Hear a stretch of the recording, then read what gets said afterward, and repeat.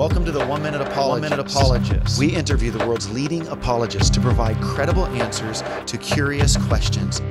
Does fatherlessness influence unbelief? Yes, I think it does. Paul Vitz is a psychologist at New York University. He wrote a book called Faith of the Fatherless.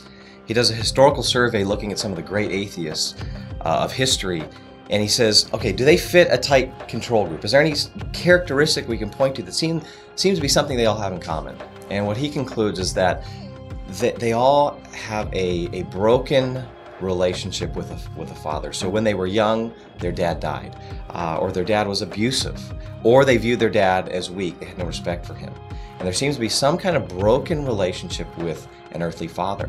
The atheist friends that I engage with, I find the same thing, is that as I get to know them, I'll find lurking in the background almost every single time is a broken relationship with their father. In fact, a couple of my atheist friends just recently I found, one didn't grow up with a father, the others told me he has a bad relationship with his dad.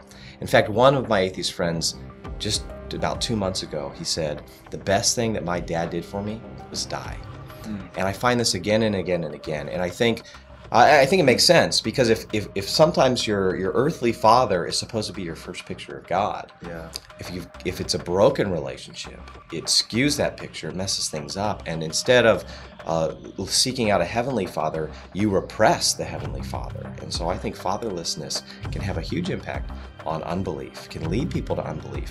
And so for those of us who are Christians, I think this ought to maybe give us a little more compassion for those who are in unbelief and who are fatherless. Yeah, thank you for those insights. That's really helpful.